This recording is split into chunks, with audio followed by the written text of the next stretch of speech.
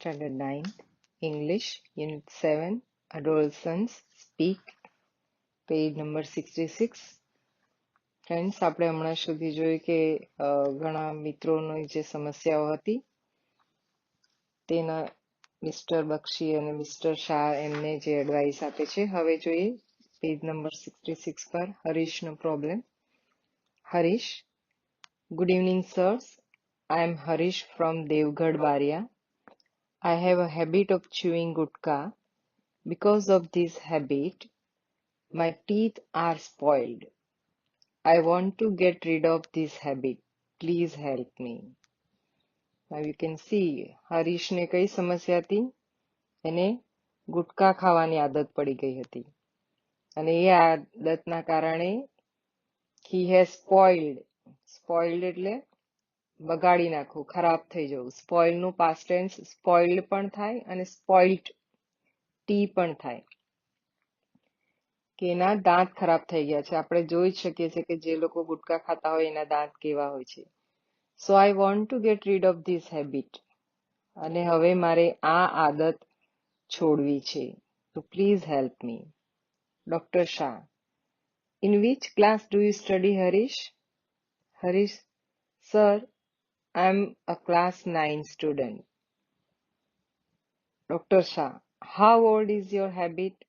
Harish, about 2 years. 2 વર્ષ જૂની એની આદત છે. Dr. Shah, how often do you chew a gutka? Harish says, 5-6 times a day.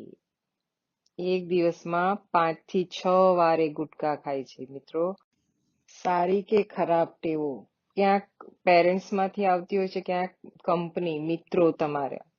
તો ઘણીવાર આપણે જોઈએ છે કે અમુક એરિયામાં પેરેન્ટ્સ પણ ખાતા હોય છે ને એના કારણે બાળકોમાં આ ટેવ આવી જતી હોય છે. અને બીજી રીતે જોઈએ તો મિત્રો, કંપની, તો 5 થી 6 વાર દિવસમાં ગુટકા ખાવું એટલે એ બહુ જ હાર્મફુલ કહેવાય. So mister Bakshi, that's a terrible, કે આ તો ખૂબ જ ભયાનક છે. Now tell me what are your hobbies? Hobbies એટલે શોખ, કે કયા કયા શોખ છે તને? Harish is reading newspaper, magazines and playing on the tabla, કે વાંચનનો અને તબલા વગાડવાનો શોખ છે. Mister Bakshi says, that's good. Now whenever you feel like chewing gutka, read an interesting news article from a newspaper or play on the tabla. કે જ્યારે પણ તને ગુટકા ખાવાનું મન થાય ત્યારે તારે કોઈ પણ ઇન્ટરેસ્ટિંગ, રસપ્રદ હોય એવા આર્ટિકલ વાંચવો જોઈએ. તમારી ફેવરિટ વ્યક્તિ હોય એના વિશે વાંચી શકો, સ્પોર્ટ્સ કે વાર્તા કે જે કંઈ ગમતો વિષય હોય એનું વાંચન કરવું જોઈએ. અથવા તો જો ઘરમાં હોય તો તેવા સમયે સંગીત જે છે તબલા, તો એને તબલા વગાડવાનો શોખ છે તો તારે એ તબલા વગાડવા જોઈએ. તો મિત્રો, આ ચુઈંગ ગુટકા જ નહીં પણ ઘણી બધી આપણને બીજી નાની નાની કુટેવો હોય છે. ઉદાહરણ તરીકે આપણે જોઈએ તો આજકાલ મોબાઈલ ફોન્સ, આજની પરિસ્થિતિના કારણે પેરેન્ટ્સે દરેક જણને મોબાઈલ ફોન્સ આપી દીધા છે. આપણો ભણવાનો ઉપયોગ હોય ત્યાં સુધી ઠીક, પણ ત્યારબાદ પણ આપણે જોઈએ છે તો બાળકો ફોનને લઈને જ બેઠા હોય છે. ક્યાં ગેમ રમે, ચેટિંગ કરતા હોય છે, વારંવાર ફોનને ચેક કરવાની આદત, આ પણ એક બહુ મોટી કુટેવ થઈ ગઈ છે. કારણ કે પછી ધીમે ધીમે તમે તેના એડિક્ટ થઈ જાઓ છો અને આ પરિસ્થિતિ પણ ગંભીર સમસ્યાઓ સર્જી શકે છે.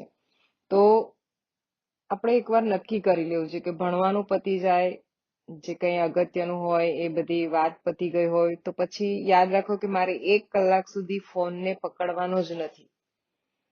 છતાં તમને મન થાય કે ના હવે બંધ થઈ ગયું ફોન, જેવી રીતે ગુટકા ખાવા વાળાને ગુટકા ખાવાનું મન થાય તેમ આ પણ એક એડિક્શન જ છે. તો જાતે નક્કી કરો કે મારે ફોન અડવાનો નથી. અને તો તરત તમે કોઈક બીજી પ્રવૃત્તિમાં મશગુલ થઈ જાઓ, કે મમ્મીને હેલ્પ કરો, કે કંઈક વાંચન કરો, લખો, પેઇન્ટિંગ ગમતું હોય તો પેઇન્ટિંગ કરો. ઘરના સભ્યો, દાદા દાદી કે અડોશી પડોશી મિત્રો સાથે પણ વાત કરી શકો. તો આ રીતે તમારું માઇન્ડ ડાયવર્ટ કરવાથી તમે એનાથી દૂર થશો. તો ધીમે ધીમે આ એક ઉદાહરણ છે. આવી કોઈ પણ બીજી અન્ય કુટેવો હોય આપણાને, તો તેનાથી દૂર કરવા માટે તમારા માઇન્ડને ત્યાંથી દૂર લઈ જવું પડે. એટલું સરળ હોતું નથી, પણ પ્રયત્ન કરશો તો જરૂર થતું હોય છે. તો અહીં પણ કહે છે કે તમારું કોઈ મન પસંદ આર્ટિકલ વાંચવું જોઈએ, અથવા તો સંગીત ગમતું હોય તો તમે એ સંગીત સાંભળો, વગાડો. બી વિથ યોર ફ્રેન્ડ્સ, મિત્રો સાથે રહો, ટોક ટુ ધેમ, વાતો કરો, and play some games of your choice.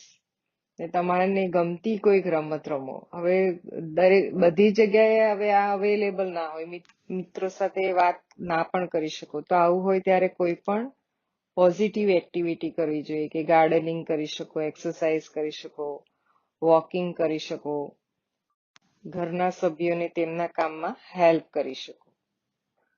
તો આ રીતે મગજને એંગેજ રાખો. તે સમયે પેલો વિચાર જે છે તમારો દૂર થઈ જતો છે. Keep your mind engaged in different activities, and I am sure you will be able to get rid of this habit. અને મગજ તમારું ત્યાંથી ખસશે, બીજી એક્ટિવિટીમાં પ્રવૃત્ત થશે, તો તમે આનાથી જરૂર છુટકારો મેળવી શકશો. Hari says thank you. Anchor. So friends, now it's time to say goodbye.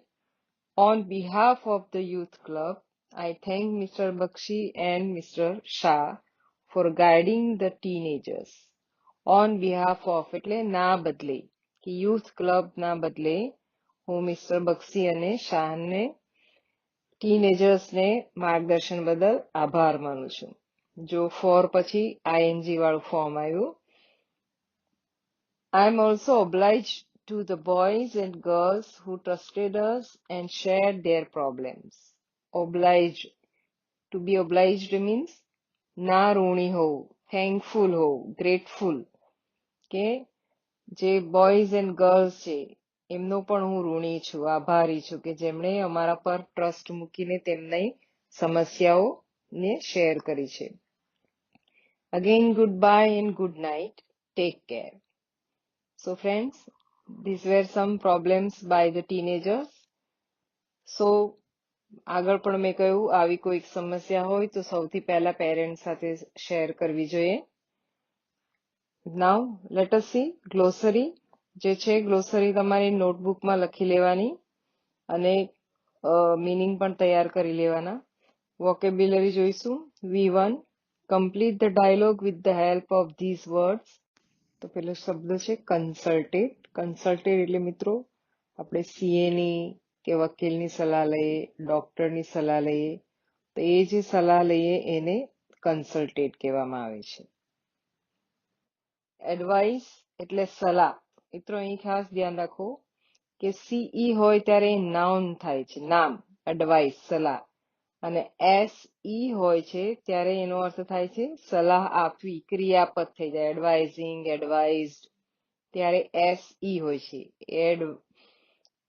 એવી જ રીતે પ્રેક્ટિસમાં પણ એવું છે કે પ્રેક્ટિસમાં CE હોય ત્યારે તૈયારી, અને પ્રેક્ટિસમાં SE હોય છે ત્યારે તૈયારી કરવી વર્બ ફોર્મ બને છે.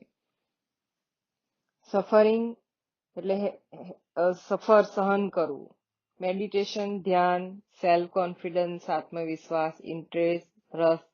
ચીયર અપ એટલે ખુશ થવું, આનંદ વ્યક્ત કરવો. હવે નીચેનો પેરેગ્રાફ વાંચવાનો અને એમાં તમને આ યોગ્ય શબ્દ જે હોય એ તમારે ખાલી જગ્યાઓ પૂરી કરવાની, જે તમે તમારી ટેક્સ્ટબુકમાં પૂરી કરી શકશો.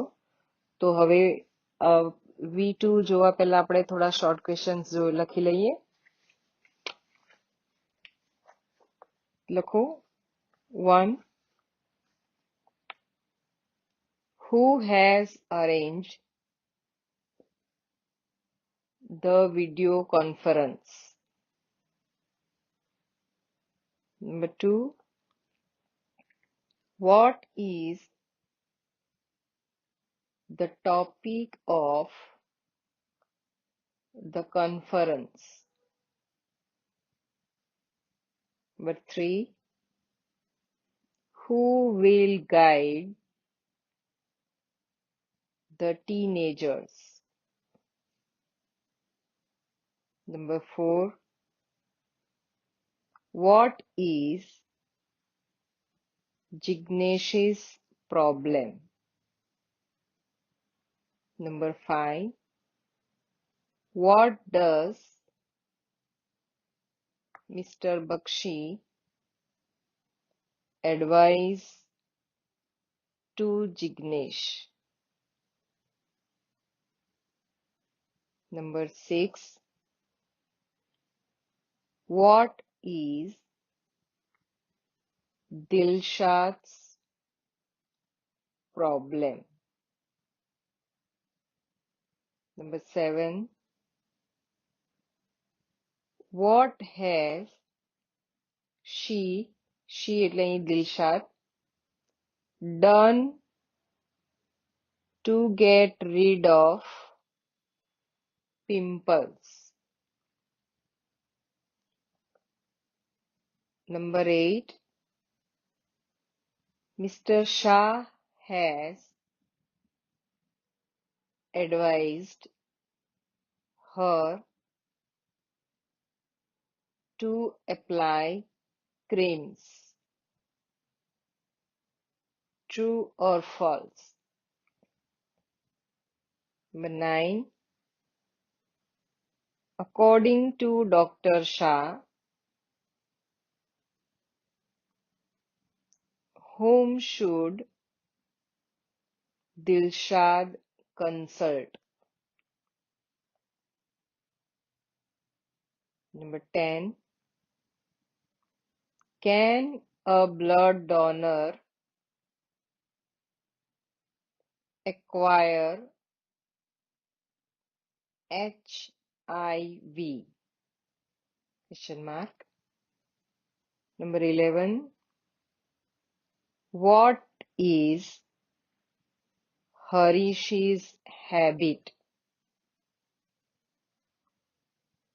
Number 12.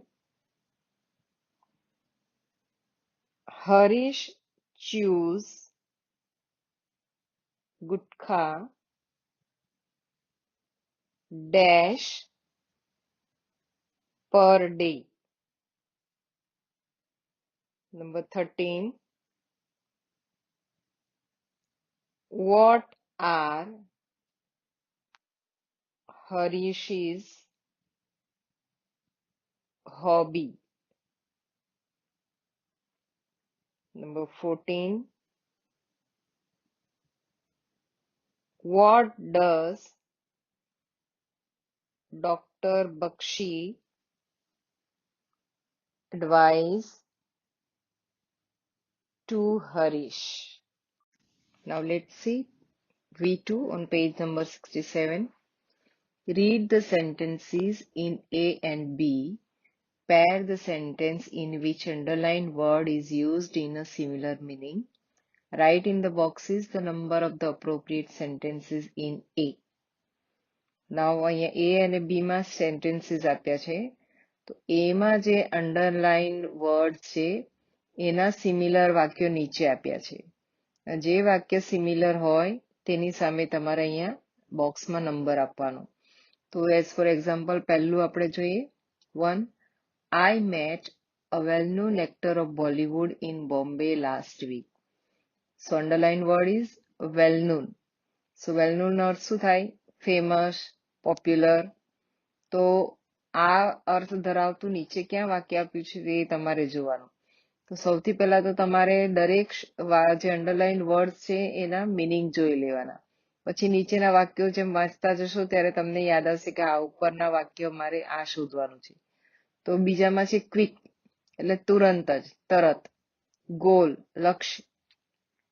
અચીવ એટલે મેળવવું, ટુ ગેટ. વેરિયસ એટલે જુદા જુદા. હાર્મફુલ નુકસાનકારક. ડિપ્રેસ્ડ સેડ અનહેપી નિરાશ થઈ જવું. બૂસ્ટઅપ એટલે વધારવું. તો હવે વાક્ય વાંચશો તો તમને ખબર પડશે. તો પહેલા વાક્ય જોઈએ કે I met a well known actor of Bollywood in Bombay last week.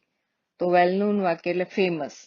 તો અહીં તમે બધા વાક્યો વાંચવાના શરૂ કરો તો તમને આન્સર મળી જશે. તો અહીંયા બીજું વાક્ય છે કે last week I visited some famous companies of India. તો તમે બોક્સમાં અહીંયા નંબર 1 લખી શકો. આ રીતે બાકીના એક્સરસાઇઝ તમારે ટેક્સ્ટ બુકમાં જ કરવાની. V3, tick mark the word having almost opposite meanings. Now you have to find out opposite.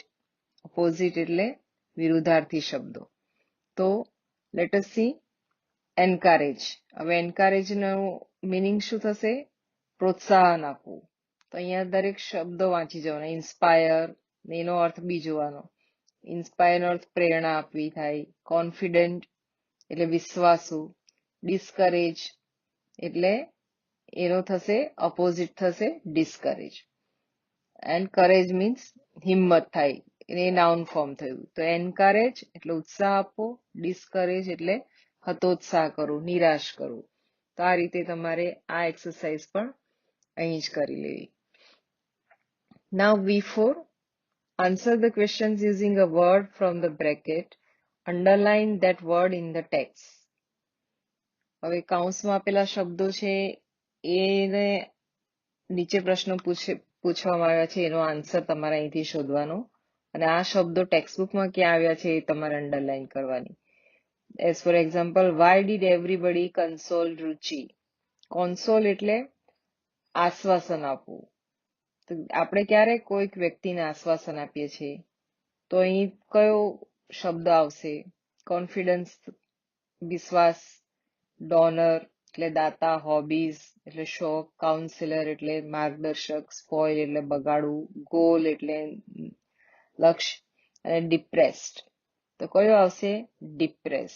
તો આનો તમારે વર્ડમાં યુઝ કરવાનો સેન્ટેન્સમાં કે કેમ એને બધા આશ્વાસન આપતા હતા? કારણ કે she was very much depressed, એ ખૂબ જ ડિપ્રેસ્ડ હતી.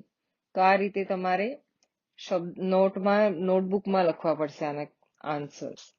સો let us see now page number 68.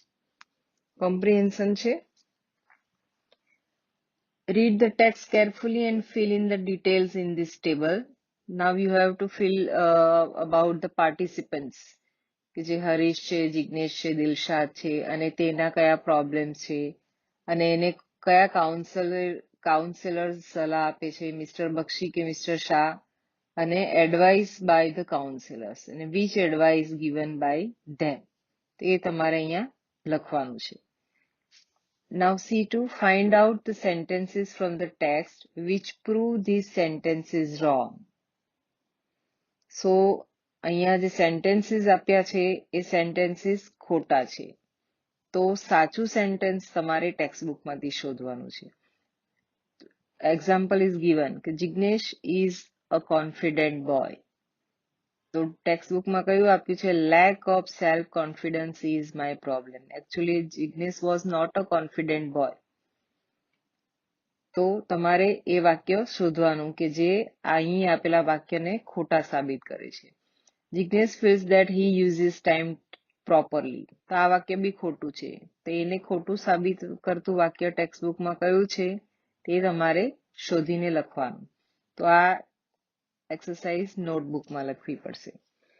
એ જ રીતે C3 છે. Complete the dialogue between mister Bakshi and Jignesh using appropriate responses with the help of lesson, work in pairs and enact it in the class. હવે અહીં જે dialog આપ્યો છે એ તમારે ટેક્સ્ટબુકમાં આપેલા ડાયલોગની મદદથી પૂરો કરવાનો છે. તમે તમારા શબ્દો પણ અહીં વધારે યુઝ કરી શકશો, જે તમારે નોટબુકમાં લખી લેવાનો. And C4, answer the questions.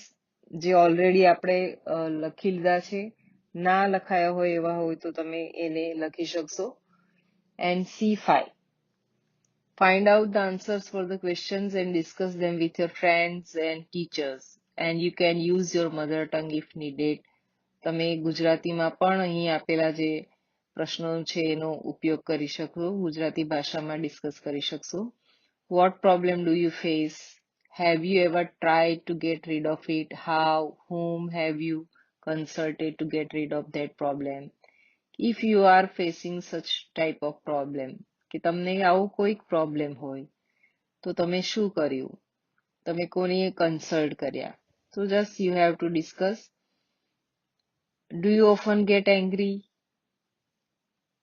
તમને બહુ વારંવાર ગુસ્સો આવે છે? What are the things that make you angry? તો આવી કઈ બાબત છે કે તે તમને વારે વારે ગુસ્સો કરે છે? હાઉ ડુ યુ કામ યોર સેલ્ફ? અને તો આવી સમયે તમે કઈ રીતે પોતાની જાતને શાંત કરો છો? Think of at least 2-3 things and write in the column below. અને એના વિશે લખવાનું છે things that make me angry, કે કઈ વસ્તુ કે તમે જ્યારે કોકને પોતાની ડિમાન્ડ પૂરી ના થાય, પોતાને ગમતું ભોજન ના બનાવી હોય, પોતાની વસ્તુ કોઈ યુઝ કરે, તો એટલીસ્ટ આવી બાબતો જે છે તમને તરત ગુસ્સો આવી જાય તો એની લિસ્ટ ડાઉન કરો અહીંયા. એન્ડ ધ વે આઈ કામ માય સેલ્ફ, તો આવી બાબતમાં તમે પોતે કઈ રીતે શાંતિ જાળવી શકો, શાંત રહી શકો, તો આ પોતાના વિશે જ અહીં લખવાનું છે. અને so this is one type of self assessment. તમારી જાતનું જ ઓબ્ઝર્વ કરવાનું છે અને તમે શું કરી શકો આવી પરિસ્થિતિ ક્રિએટ થાય તો એ તમારે લખવાનું છે. નાઉ share your answers with your classmates and invite a discussion on the best way of calming down oneself. સો આ બધી ગ્રુપ એક્ટિવિટીઝ છે એટલે આપણે આ બધી કરીશું નહીં અહીંયા. અને હવે પછી આપણે બધા બાકીના લેસનની લેંગ્વેજ પ્રેક્ટિસ જોઈશું મિત્રો. આપણે સિલેબસમાં 1 થી 7 પાઠ જ છે જે આપણે પૂરા કર્યા છે. અને તમારે હવે લેસન વાંચીને એના પ્રશ્નો વાંચીને એનું રિપીટેશન કરતા રહેજો. હવે આપણે બાકીના લેસનની લેંગ્વેજ પ્રેક્ટિસ કરાવીશું. Okay, have a nice time, take care.